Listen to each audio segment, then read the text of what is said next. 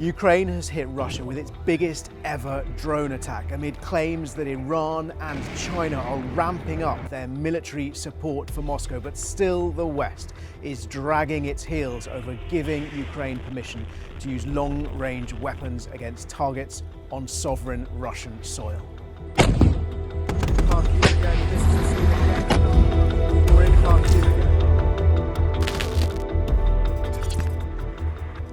My name is Jerome Starkey. I'm the defence editor of The Sun newspaper, and this is Frontline, your weekly roundup of the most important news from the war in Ukraine. We're starting with those strikes in and across Russia. At least 20 drones hitting the capital region, Moscow, part of a bombardment of more than 144 drones, believed to be from Ukraine or launched at Ukraine's orders at targets across Russia, including about 70 in the Bryansk region as well. At least one person killed in Moscow, reports of others injured, and images we've seen of what appears to be an apartment building hit in one of those strikes. Reminder of often the indiscriminate nature of the attacks by both sides in this conflict.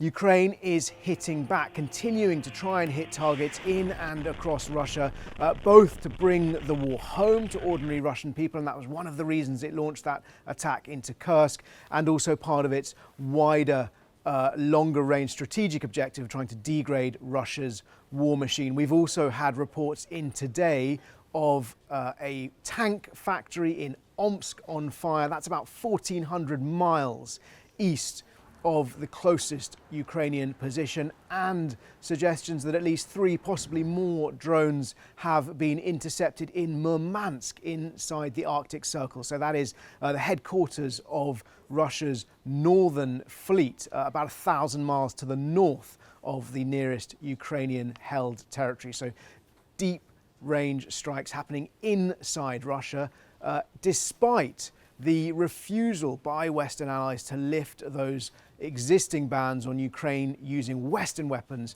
to carry out more attacks like that. So Ukraine, on the one hand, proving that it can do it on its own with its sovereign capabilities, with these drones that it has developed itself. But nonetheless, when US Secretary of State Antony Blinken and Britain's Foreign Secretary David Lammy visited Kyiv this week, the message from Zelensky was clear. He wanted strong decisions made soon. He wants permission to use those weapons. Storm Shadow cruise missiles, 8 ATACMS ground-launched missiles from the Americans against targets inside Russia. Interestingly, one of the lines that came out of David Lammy's press conference in Kyiv was he talked about wanting to discuss and see Ukraine's strategy. He said he was there to listen. But that word strategy is important because separately I have picked up perhaps a sense that the West, if it is going to lift this ban on Ukraine using these weapons, wants to know exactly how they're going to be used and wants to be reassured that they're going to be used as part of a thought-through, coherent strategy to degrade Russia's fighting ability. And one of the target sets we've heard mentioned, and indeed one of the target sets we've seen targeted, are those air bases in Russia, the 10 or so air bases that Russia uses most often to launch the aircraft that launch the glide bombs. The glide bombs have been so devastating against Ukrainian targets. If Ukraine can put those airfields at risk, it forces the aircraft to fly from further away. That means they have to carry more fuel. It means they can carry fewer bombs. And that may be part of the strategy that is under discussion.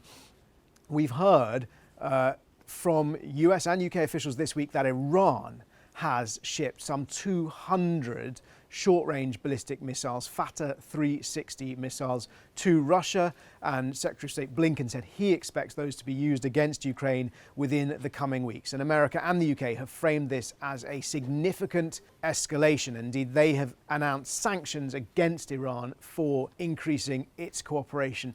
And at the same time, we've also heard US officials talking about significant support that China is providing for the Russian war machine. Now, interesting on that front, because we've had some mixed messages over the past weeks and months over the nature of Chinese support. China has certainly provided Russia with political support. We've heard about China supplying Moscow with dual-use technology. That's equipment that can be used for both legitimate civilian purposes and military purposes. When the CIA director Bill Burns was in London last weekend, I went to go and see him speaking at the FT Festival, and he said that neither he nor his counterpart at Britain's MI6, Richard Moore, had seen direct evidence of China supplying weapons or munitions. But then just a couple of days later, we heard from the US Deputy Secretary of State Kurt Campbell speaking in Brussels, who said that actually China was providing direct support for Russia's war machine, not dual-use technologies, but he was referring to technology. We understand certain types of computer-controlled cutting machines, that effectively factory parts that make other parts which China has supplied, which is allowing Russia to produce armaments and rearm its forces to replace those losses that it has suffered on the battlefield. In many ways, that was fulfilling the same role perhaps as these Iranian missiles might also provide, because whilst Russia already has short-range ballistic missiles, the message from US officials and Blinken was that these 200 Fatah 360 missiles, which have a range of about 75 miles, once they come onto the battlefield, they will allow Russia to use its existing stockpiles to hit other targets, possibly to use its longer range weapons to hit targets deeper inside Russia. Now, both of these developments, the increased support from China, the increased support from Iran, would all lend support to Kyiv and President Zelensky's urgent argument, urgent demands, requests for permission to use those Western weapons against targets in Russia. And indeed, that's one of the questions one of you asked in the comments from last week's show is, what is the difference? Certainly, in the minds of the Ukrainians, there is no difference. If Russia can use weapons from North Korea, from China, from Iran to attack Ukraine, why can Ukraine not use weapons from the United States, from France, from Britain, and from Germany and others to attack Russia? But whether or not that changes remains to be seen. Finally, probably the last thing to say on this argument or this ongoing discussion about when or if the West will change its position. Bloomberg reporting today they expect no decision to come out of the Americans, to come from the Americans on this before the United Nations General Assembly next meets on the 24th of September. We've seen reported in the United Kingdom, in our sister newspaper, The Times, that the United States and Britain could be just days away from lifting this ban. Bloomberg suggesting it might be about 10 days, 2 weeks away before we see a decision. But it remains the hot topic, and understandably, because Ukraine continues to be getting hammered by these attacks. It's proving, at least it would argue, it's proving the value of these long-range strikes. So again, this is something we've continued to watch. We will continue to watch it. In terms of the developments across the battlefield in Ukraine, there haven't been any really significant movements since our last update. Russia is maintaining its pressure in the east, particularly in the Donbass, particularly around Pokrovsk. Ukrainian efforts to evacuate that key town continue. Perhaps what has changed, though, is what's happening in Kursk Oblast, where Ukraine has taken this pocket of land with its cross-border offensive, which is now more than a month old.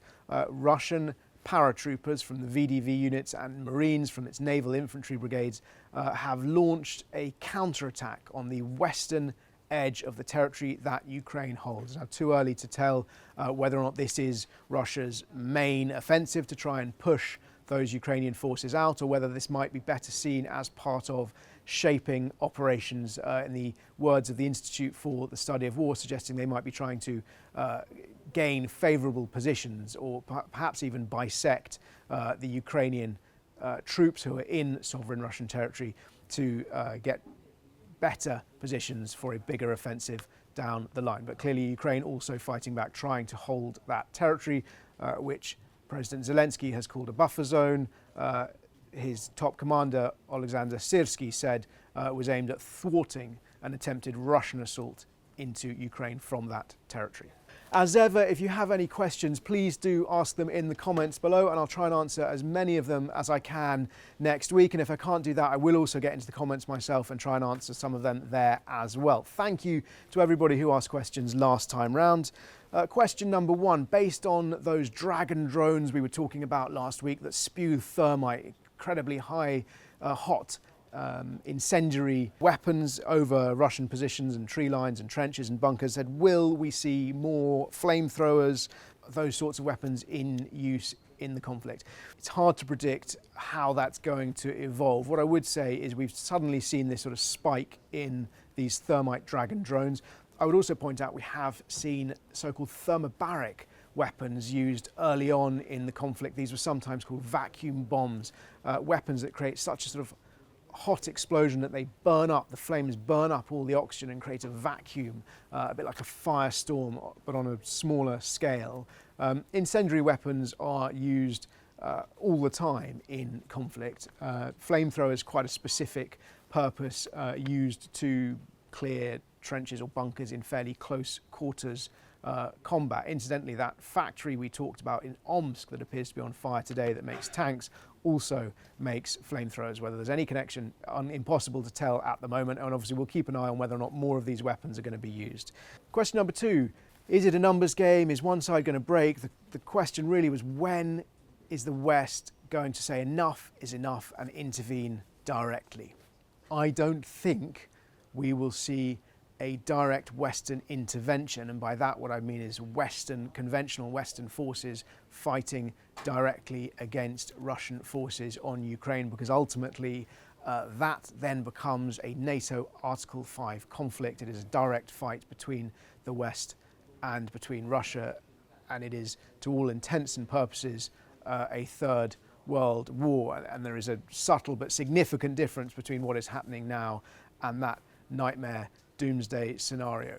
The West is trying to tread a very delicate line between supporting Ukraine, allowing Ukraine and arming Ukraine with what it needs to survive and succeed without crossing that threshold. Now, if you listen to the rhetoric coming out of Russia, Russia says it is already at war with the West, it is already at war with NATO, but actually the conflict at the moment is confined largely to Ukraine, and there is some fighting happening when Ukraine hits back on Russian soil, but it has not spread to other countries. And were Western forces to get involved directly, then I think we would expect to see it spread to other countries as well, and that is what the West is trying to avoid.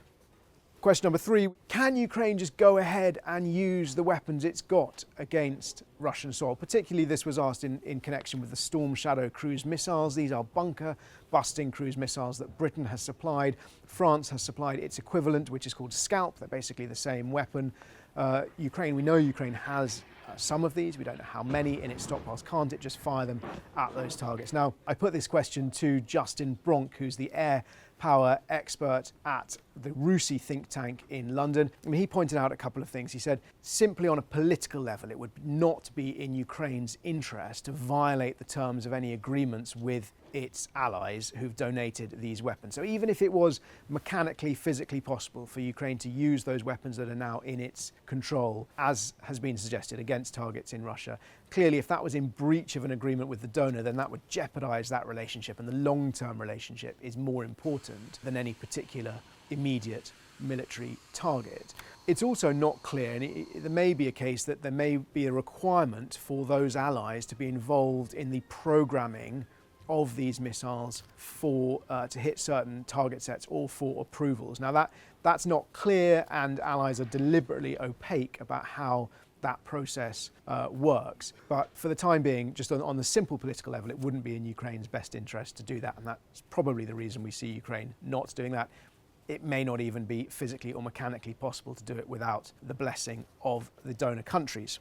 What would happen if Vladimir Putin used nuclear weapons? We think about this a lot. It's a terrifying prospect, and indeed we heard from the CIA director Bill Burns when he was in London talking about a moment in the autumn of 2022, the first autumn of the war, when there was a genuine concern, a genuine risk, were the words he used, that Vladimir Putin was about to use a nuclear weapon. He said that President Biden dispatched him to meet his Russian counterpart, the head of Russia's Foreign Intelligence Service, to explain in no uncertain terms what the consequences would be. We understand separately from other accounts of these events that America roped in China, spoke to Beijing, explained to China what they believed was about to happen or what they believed could happen, and Beijing then exerted its pressure on Russia not to fire these weapons. So there is also separate to that a suggestion of a massive conventional response, possibly from the West. So a number of things, in summary, if Russia used a nuclear weapon, there would be the immediate and awful fallout of a nuclear weapon wherever it was used. Russia would be immediately isolated from the few allies it has, likely dropped immediately by China. It would lose the support of India and the handful of countries who still back Moscow. It may also then face another significant but unspecified response from the West and from Ukraine's allies. Now, they've been deliberately opaque about that, but the suggestion from Bill Burns last weekend in London was that that message, when delivered to Moscow, encouraged or persuaded, convinced the Kremlin to step back from the brink. Thank you for listening. Thank you for watching. If you've got any questions, please do ask them in the comments below, and I'll do my best to answer as many as I can next week.